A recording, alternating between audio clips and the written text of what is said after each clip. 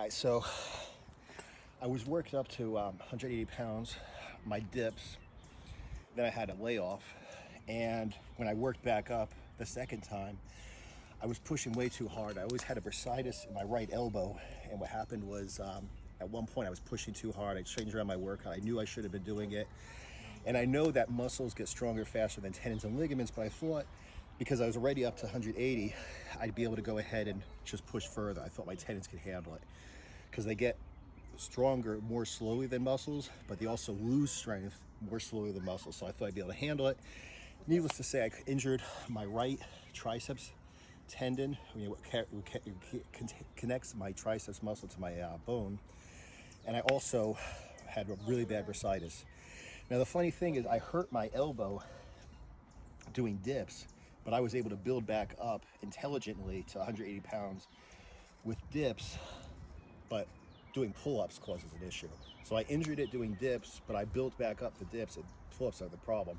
So I've really been babying my elbow. I wasn't doing pull-ups at all for a while, and then I started off slowly with bodyweight pull-ups. So what I'm doing right now is I was doing like sets of 10 bodyweight pull-ups with really good form, and now I'm throwing on a 25 and starting off very low volume, but it's already hurting my elbow. Activity completed.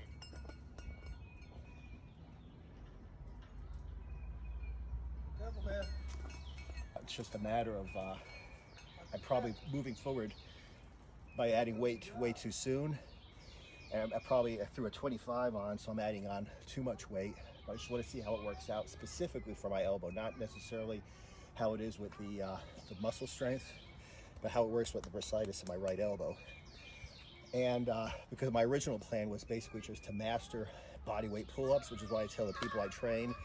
Then I was going to add on a smaller weight, probably start with 10 pounds, add on 1.25 pounds, maybe twice a week, and slowly build up. But here I am throwing on a 25. So like I said, I just want to see how my elbow handles it much more than how my muscles handle it. And the thing is, when you do pull-ups with an overhand grip, you actually build your lats mostly. You also build your biceps because you're pulling your elbow in, but you're building basically your lats. When you come in close, underhand grip, you hit your biceps hard. You also hit your lats, but you hit your biceps pretty hard.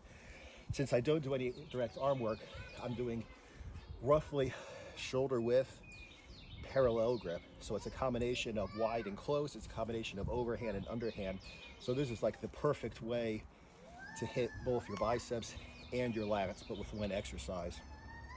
And as a matter of fact, I've been doing this for a while, but I just read a couple days ago there was a test. Activity completed.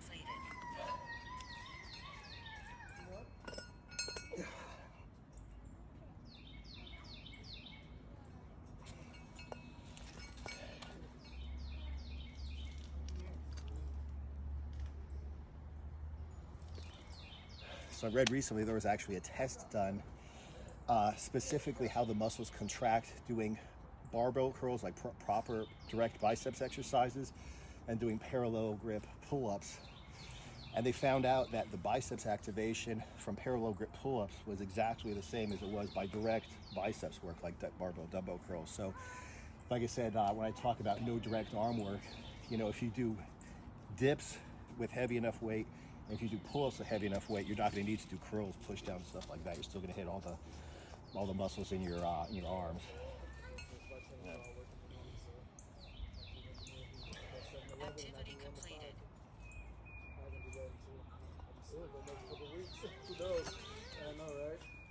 Don't you got 3 kids? All right, so that was Whose birthday party was it? 10 total reps with parallel grip, 90 seconds rest in between, and But yeah, I mean, with 25 pounds extra. I'm going to leave it at that because my elbow's not too pissed off at me. So what I want to see how it looks, how it behaves over the weekend. If my elbow's okay, I'll probably bump it up to maybe 15 reps total on Monday when I do upper body again. But I want to see, most of all, I do not want to re-injure my elbow. So I'm more concerned about that than how I actually feel. And I'd much rather make slow, consistent progress than push it and then have another injury and have to lay off and start all over again. And the reason for the 90-second rest is the two types of hypertrophy are sarcoplasmic, which means you basically pump up the muscles with blood like a lot of bodybuilders do. And basically like a 30-second break, maybe a minute break is good for that, because it allows you to pump it full of blood, and then you do another set and pump it full of blood again before you lose the pump.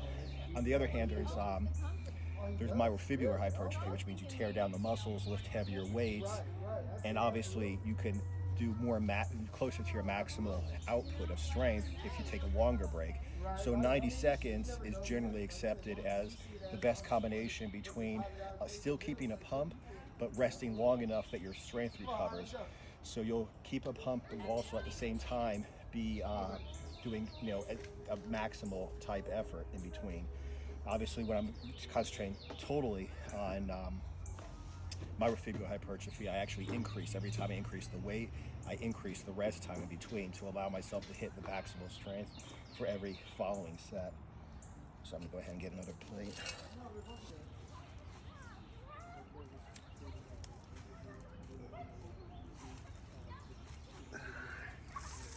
All right, so before I was doing 180-pound dips, working up to 2 sets with 180 pounds.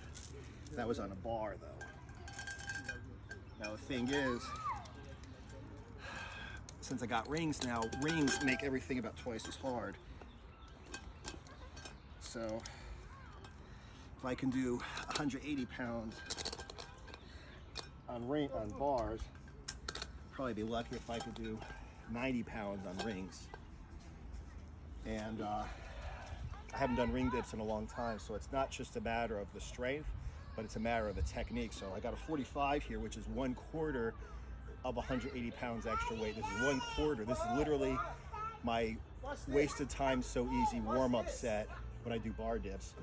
So I want to see if I could do this, if I could use the zombie apocalypse time to build up to doing 90-pound dips, I'd be at least as strong as I was when I was doing 180 pounds. So let's see how this works. With all this, has really still slowed up or still going? Right. Full range of motion? Yeah. Okay, that was easier than I thought. So I'm gonna run into the car real quick. I'm gonna grab myself a 2.5 pound plate. All right, try throwing a 2.5 pound plate on.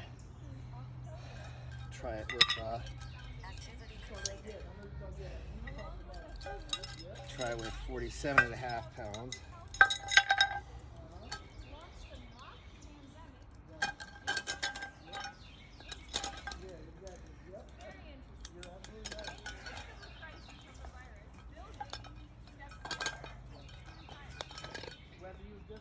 I saw there was something like he had something similar where like that was long ago when he was talking about like I was taking it. Is that what you're talking about? Oh, form okay? You can talk. Yes, you could have gone a little bit lower, but Could have got a little bit lower. They don't say I did a good form. that was good form now. Okay. I'm moving around a little bit. Okay. And Bill Gates steps down from the board of directors too. Come on, man. Yeah, absolutely. Like, ain't no damn coincidence. And it's funny too. A lot of people are seeing too. A lot of people saying Drop the 2.5. Throw on a 5. a lot of people get real Mm-hmm. All right, set 2, 47.5 with 2.5 on. Activity completed.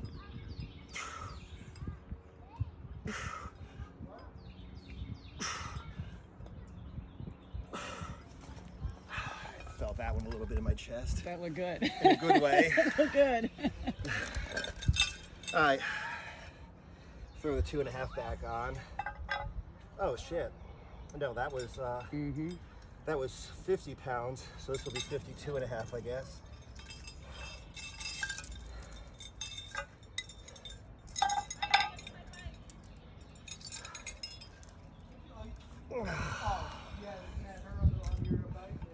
So this is the fourth set now, right? Mm-hmm. Yeah, you said second set, and it was the third. Okay. This is the fourth. Okay, fourth set. I stand corrected, and this is with 52 and a half.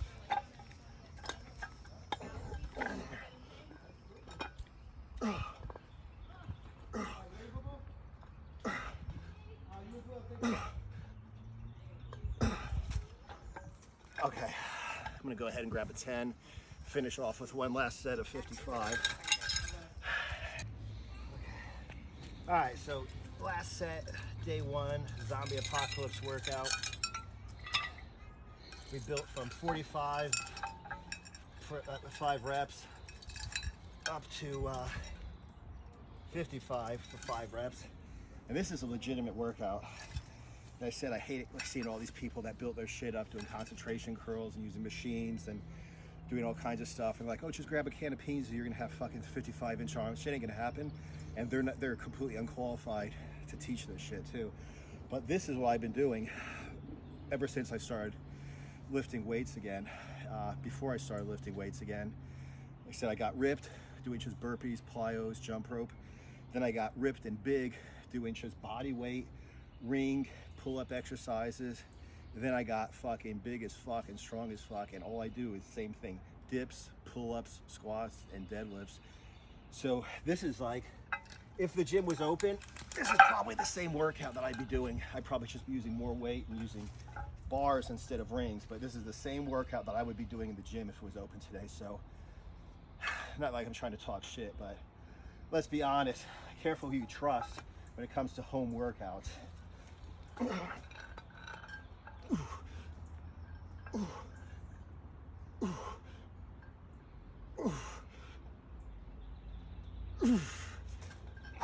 Good job, Bob. Oh, thanks, babe. So there you go, day one. I haven't used rings in years. I don't know if I've ever really seriously done weighted ring dips, but you know, like I said, it's like I got to go to work out today. I only went up to 55 pounds for one set.